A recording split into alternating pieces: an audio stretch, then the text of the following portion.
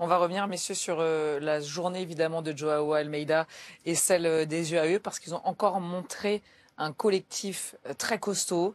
Ils ont roulé, ils ont emmené leur leader comme c'était prévu. Machine Fernandez nous le disait. Aujourd'hui, c'était pour Joao Almeida. De là à le voir gagner, peut-être qu'on s'y attendait pas. En tout cas, on s'attendait certainement à une bagarre avec Vingegaard. C'est ce qui s'est passé.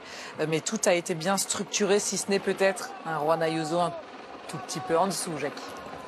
Oui, non, on l'a compris, pas le droit de mettre des coureurs dans l'échappée. Il y en avait un, c'était le moins bon grimpeur, c'est Oliveira, qu'on a retrouvé ici au pied de l'Angliru. Évidemment, on savait que le Portugais n'allait pas pouvoir faire un gros relais, mais il va quand même tout donner, Oliveira, pour durcir un peu la course dans un premier temps. Mais gros boulot de Jevine, et puis après... l'homme de cette montée, on ne l'avait pas vu à ce niveau depuis le début de la Volta, c'est Grosschartner. Grosschartner, lui aussi, va faire un boulot énorme et lorsqu'il va s'écarter, il n'y a pratiquement plus personne dans la roue. C'est lui qui va faire exploser les Pidcock, les Egan Bernal. Non, c'était du tableau noir, ça a bien fonctionné. On espérait, je pense, chez Meretti, lâcher Vingegaard. Parce que là, on venait peut-être pour gagner l'étape, mais on voulait surtout mettre du temps à Vingegaard. On ne va pas y parvenir, si ce n'est grâce aux bonifications. Mais oui, ce soir, on peut boire le champagne. Non seulement on a gagné, mais Almeida a prouvé que Vingegaard était quasiment au même niveau en montagne. Et Vingegaard est peut-être moins fort au contre-la-montre que Almeida. Il y a quoi, 46 secondes? C'est ça? 46 secondes, ouais. Donc il y a, comme le disait David, il y a match. Et peu de gens, je pense, auraient pensé qu'au sommet de l'Angliru, on aurait un Almeida à moins d'une minute de Vingegaard, qui était quand même au départ, on le rappelle, le grandissime favori de la Vuelta. Vous êtes surpris par ce qui s'est passé aujourd'hui, David, et notamment de voir un Joao Almeida battre Jonas Vingegaard? Alors surpris, oui, un petit peu, parce que pour moi, dans la hiérarchie, on a Tadej Pogacar, Jonas Vingegaard, et derrière, il y a quand même un creux, mais Joao Almeida, j'ai l'impression qu'il a quand même franchi un palier cette année. Alors on l'a pas vu sur le Tour de France, mais s'il quitte pas le Tour, je pense qu'il vise le podium. Il aurait été là, mais il a réalisé un super début de saison. Il a gagné quasiment toutes les courses par étapes. On dit, à l'inverse de Jonas Vingegaard qui s'est battu pendant 3 semaines sur le Tour, lui il va avoir plus de fraîcheur et oui, on sait que c'est devenu un excellent coureur par étape et c'est peut-être l'occasion justement d'aller gagner cette Vuelta. Pour moi maintenant il y aura vraiment match entre les deux coureurs. L'équipe UAE est très solide comme la Visma The Bike. Peut-être un peu plus de fraîcheur pour le Portugais. Pour moi, même s'il n'y a pas eu d'écart entre les deux coureurs, l'Angliru a quand même délivré pas mal d'indices. Louis-Pierre, les UAE finalement se rapprochent de plus en plus du record de victoire en une saison. Oui, ça fait une de plus. Ça fait aussi une de plus sur la Vuelta. Ça fait 6 quand même. 6 sur 13. C'est quand même énorme avec des coureurs différents puisque lui n'avait pas encore gagné. Il y avait eu le chrono par équipe, il y avait Juan Ayuso, il y avait Jevine. Maintenant, il y a Joao Almeida qui n'avait jamais gagné sur la Vuelta, qui avait gagné sur le Giro, qui visera maintenant bien sûr une victoire d'étape sur le Tour. Ouais, impressionné par Almeida parce que, comme l'a dit David, il y avait Pogacar. En dessous, il y avait Vingegaard maintenant. Et les autres, ils sont plus bas. Et aujourd'hui, Jonas Vingegaard, il a montré que non, il n'était pas si impérial que ça. Il n'a pas été en mesure d'attaquer. À aucun moment, on l'a vu essayer même. Pourtant, si on écoute un peu ses propos, il voulait gagner aujourd'hui en rouge. Il voulait gagner sur des étapes importantes. Celle-ci en faisait partie. On l'avait bien compris. On ne voulait pas se découvrir et gâcher des forces ici et là, s'éparpiller plutôt dans la Vuelta. Il y avait vraiment cette ambition de gagner aujourd'hui à l'Angliru. Demain et après-demain, ce sera moins difficile. Ensuite, ce sera déjà la 3e semaine. Et donc, il n'a pas fait d'écart très très important avant cette 3e semaine. Surpris par Almeida, agréablement surpris pour le suspense de ce Tour d'Espagne.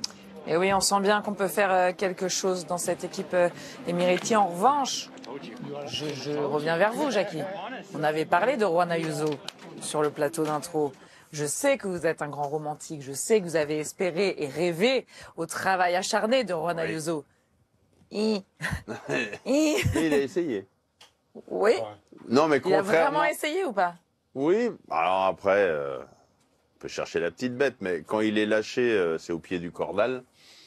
Contrairement à certaines étapes où il se relevait, on le voyait. Alors qu'au cordal, on l'a vu quand même pendant plusieurs hectomètres s'accrocher pour essayer de rester au contact. Bon, à ce moment-là, à 22 km de l'arrivée, on sait que ça ne sert plus à rien. Puis derrière, une grosse accélération d'un équipier de UAE et qui fait exploser Ayuso. Donc oui, bon, est-ce qu'il a manqué? Est-ce que ça aurait changé le scénario de la course? La réponse est non. Mais oui, c'est un peu dommage. J'avais rêvé. Une étape, voilà. J'ai dit, c'est une étape où on va faire basculer chez UAE le classement général. Par la 20e, Bola del Mondo. Demain? Ok. Demain? Demain, ça grimpe aussi, ouais.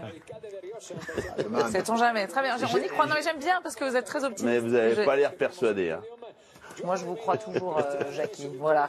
En tout cas, pour le moment, celui qui est sur le podium, le victorieux du jour, c'est Joao Almeida. On l'a dit, une 6e victoire pour les UAE qui font quand même une Vuelta phénoménale, David. Oui, une très belle Vuelta pour cette équipe. Mais maintenant, je pense maintenant qu'on a gagné 6 étapes, je pense qu'on va maintenant se rabattre sur la gagne de la Vuelta. Hein. Joao Almeida a montré qu'il pouvait battre Jonas Vingegaard. Donc à partir de maintenant, on aura peut-être un petit peu moins de bancs de sortie pour un Jevine, pour un Juan Ayuso. Ils ont eu ce qu'ils sont allés chercher, leurs 2 victoires d'étape. Maintenant, objectif, la gagne pour Joao Almeida. Finalement, non, effectivement, et celui qui reste en rouge, c'est Jonas Vingegaard. On pensait qu'il allait peut-être attaquer. Vous l'aviez dit non, attaquer dans l'angle des roues, ça n'existe pas. Eh bien, ça s'est effectivement vérifié et c'est Joao Almeida qui a finalement été plus fort aujourd'hui. Oui, mais sans parler d'attaquer, on s'attendait notamment dans les forts pourcentages, le voir dépasser à Almeida. Alors oui, pas une attaque franche, mais accélérer de 1 ou 2 km/h pour mettre en difficulté Almeida. Ça n'a jamais été le cas. Vingegaard est resté constamment dans la roue. Et il n'a jamais passé. On l'a même pas vu à la Flamme Rouge le doubler pour essayer de gagner l'étape. C'est ça qui est pour moi assez surprenant. Il a dit ce matin, je veux gagner l'étape. Il a fait rouler pendant les 150 premiers kilomètres tous ses équipiers pour que l'échappée de 24 ne prenne pas plus de 3 minutes. Et à la fin, il gagne pas. Alors pourquoi? Est-ce qu'il n'était pas bien? Est-ce qu'il n'a pas voulu prendre trop de risques? Parce qu'on l'a vu, le final, c'est à 60 à l'heure. Hein. Et dans les virages, il fallait absolument passer à Almeida, soit l'attaquer dans le dernier kilomètre, ou alors, après, dans la descente, à 500, 600 mètres, virer en tête. Mais Almeida a vraiment bien contrôlé. Puis là, c'est trop tard. Hein. On est à 60 à l'heure, on est tout à droite, ça tourne à droite, ça tourne à gauche. Et il ne veut pas prendre trop de risques. Parce que là, vous essayez de faire l'intérieur à Almeida. Il se passe quoi? Les 2 tombent. C'est super. Et c'est Jay Hindley ou Félix Gall qui gagne la Vuelta. Ce serait quand même dommage de perdre la Vuelta sur une erreur dans la dernière descente. Je pense qu'il n'a pas voulu prendre trop de risques à 500 mètres de la ligne. La dernière fois qu'il est arrivé ici, il avait pris la 2e place aussi. Mais c'était beaucoup plus simple parce que les 3 premiers étaient les 3 de la même équipe. Oui. Donc on gère un peu le dernier kilomètre d'une manière différente. Et là, donc des doutes. Alors il va bien, hein, Vingegaard, mais comme David disait aussi, je crois tout à l'heure, il a le Tour de France dans les pattes quand même, hein, le garçon. Oui. Ça n'a pas été une balade de santé quand même pour Vingegaard. Non. Il y avait un certain Pogačar qu'il a essayé de mettre en difficulté pendant 3 semaines. On verra si en 3e semaine, il aura bien récupéré de ses efforts de juillet. Et ouais, je pense que... Alors, sauf si lui, il est sûr de lui, mais je pense qu'il y a quand même un petit doute chez Visma Lease a Bike. On est leader, tout va bien. Mais on sait qu'Almeida, il va de mieux en mieux.